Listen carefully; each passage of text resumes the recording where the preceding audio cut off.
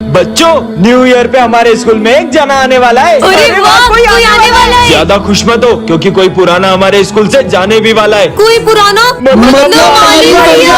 Sir please माली भैया को मत निकालो सर, प्लीज सर प्लीज। अरे सर, मुझसे ऐसी क्या गलती होगी जो आप मुझे स्कूल से निकाल रहे हो? अरे नहीं नहीं नहीं, माना माली भैया बहुत पुराने, पर इसका मतलब ये थोड़ी कि मैं उनको स्कूल से निकाल दूंगा। वो तो कोई तुम में से भी एक हो सकता है। हाँ सर, ना तुम्हें निकालने वाले हैं, क्योंकि रोज आज फिर लेट आई हो। तुम्हारे जैसे स्टूडेंट की इस स्कूल में कोई जगह नहीं है। हाँ यार, एक सेकेंड। और उस दिन जो सर ने तुम्हें सिगरेट पीते हुए देख लिया था, तब भी तुम्हें स्कूल से नहीं निकाला था, तो मुझे क्या निकालेंगे? हाँ, ये विजय तुझे निकालने वाले हैं सर, क्योंकि कल तुम मुझसे जितनी बदतमीजी करते हो ना, मन तो करता है तुम्हें स्कूल से निकाल दूं। मतलब मैं जाने वाला हूँ। कौन स्कूल से जाने वाला है ये तो कंफर्म नहीं है। तुम आने का सोचो ना कि कौन आने वाला होगा। फिर तो पक्का न्यू टीचर आने वाली होगी। हो सकता है। तो बच्चों, वो घड़ी आ चुकी है 2025 के जाने की और 2026 के आने की। यार। चलो बच्चों, आज हमें न्यू ईयर पार्टी के लिए कैंपिंग पे चलना है। बस सिमरन आ जाए फिर चलते हैं। अरे सिमरन, तुम यूनिफॉर्म में क्यों आ गई? तुम्हें याद नहीं आज हमें न्यू ईयर की पार्टी में चलना है? सर, क्योंकि मैं आप सबके साथ न्यू ईयर पार्टी मनाने नहीं चल पाऊंगी। मैं तो बस बाय कहने आई थी। बाय दोस्तों, अच्छे से एंजॉय करना। अरे रुको,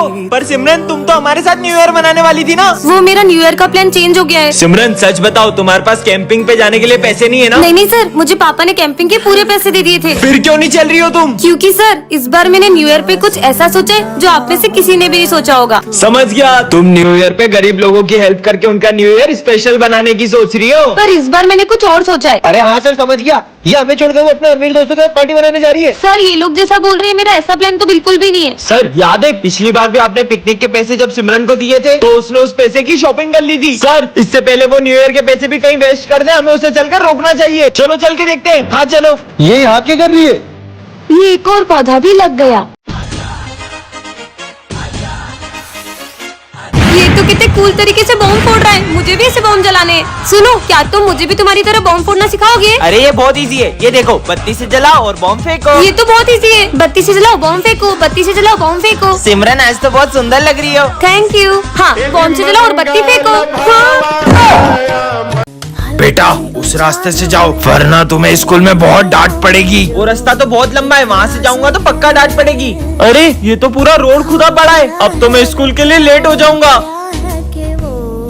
बेटा। हाँ बाबा। ये तलवार रखो, ये तुम्हारे काम आएगी। बाबा की बात कल भी सच हुई थी। ठीक है बाबा। चल अपना सारा सामान निकाल। अरे मेरे पास तो तलवार है। मम्मी भागो। ये तो सही में काम आ गई। बेटा, आज तुम्हें पीछे से कोई भी आवाज लगाए तो रुकना मत। ठीक है। ले जाए। ये तो सिमरन की आवाज है। सिमरन, लगता है बाबा की बात मान लेनी थी। ये लो, ये दवाई तुम्हारे काम आएगी। क्या काम आएगी ये? ये सर दर्द की दवाई है ना, मैं ले लूँ? मैंने जो चीजें तुम्हें दी है उसका इस्तेमाल अगर किसी और ने किया तो अंजाम बहुत बुरा होगा। सिमरन, सिमरन। कुछ समझ नहीं आ रहा है अब क्या करूँगी। आज तो मैं पक्का मरने वाली हूँ। कौन मारने वाला है तुम्हें? दरअसल कुछ दिनों से एक बाबा मेरी रोज मदद कर रहे थे और मुझे जब भी जिस चीज की जरूरत होती थी वो मुझे सब ला कर देते थे। लेकिन एक दिन अचानक उनका रूप ही बदल गया। मैंने तुम्हारी बहुत मदद की है, अब बदले में मुझे एक विद्या में बलि चाहिए, वो मैं तुम्हारी चढ़ाऊंगा। मैं शाम तक किसी और की बलि ला दूंगी। जल्दी ला। अगर शाम होने से पहले बलि नहीं मिली तो वो मेरी जान ले लेंगे। नहीं नहीं, मेरे होते हुए मैं तुम्हें कुछ नहीं होने दूंगा। अच्छा, इसका मतलब तुम अपनी बलि दोगे? अरे पागल हो क्या? सिमरन, हाँ, सर, आप मेरे जैसे होनहार स्टूडेंट के लिए अपनी जान दे सकती होगे ना? तुम जैसे नालायक स्टूडेंट के लिए मैं अपनी जान दूं? जाओ यहाँ से। Sorry sir. परेशान हो गया हूँ ये जिंदगी से, अब तो मेरा जीने का भी मन नहीं करता है। अच्छा? हाँ? तुम मरना चाहते हो ना, उसके लिए तुम्हें हमारे साथ चलना होगा। नहीं, मेरे को तुम्हारे इरादे सही नहीं लग रहे। इससे पहले वो बाबा मेरी बलि चढ़ा दी, कुछ तो करो। बेटा, हमारे साथ चलोगे तो चॉकलेट दूंगा। अरे बेटा रुको। रुको। बाबा, कहाँ है मेरी बलि? बाबा ये रही बलि। नहीं, अब मैं तुम दोनों की बलि लूंगा।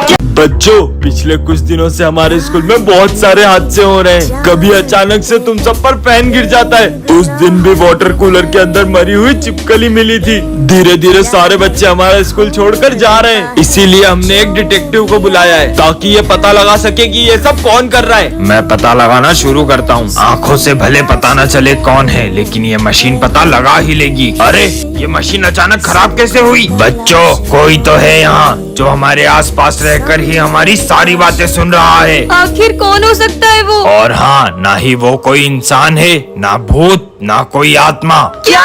तो फिर वो है क्या? वही पता लगाने आया हूँ। हाँ डिटेक्टिव, तुझे अपनी जान प्यारी है तो यहाँ से चले जाओ। पर बोर्ड पे तो कुछ भी नहीं लिखा है। विजय, मुझे कुछ डरावनी सी आवाज सुनाई दे रही है। हाँ, बच्चों पता नहीं कौन हमारा गला दबा रहा है। मैं समझ गया ये सब कौन कर रहा है। कौन? बच्चों डिटेक्टर। मैं वापस आ गया हूँ सिमरन। मैं इकमीन सर। तुम कौन हो? मैं न्यू स्टूडेंट हूँ, आ जाओ।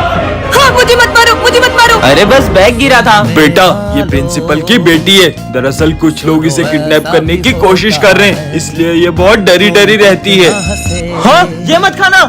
हाँ, तुमने खाना क्यों फेंका? क्योंकि सर इसके लंच में कांच था। हाँ। ये लो, तुम मेरा लंच खा लो। Thank you. क्या करूँ? क्या हुआ तुम्हें? वो मुझे वॉशरूम जाना है। मैं साथ चलता हूँ, डरो मत। ठीक है। आप अंदर नहीं जा सकते। हमने तुम्हारे पापा को मार दिया है, अब तुम्हें किडनैप करने स्कूल में आ रहे हैं। ऐसा नहीं हो सकता सर, मुझे मेरे पापा के पास जाना है। आप मुझे विजय के साथ भेज दो। ठीक है प्रिंसिपल सर, कुछ भी हो जाए मेरी बेटी को स्कूल के बाहर मत जाने देना। किसी को पता नहीं चला कि मैं ही किडनैपर हूँ।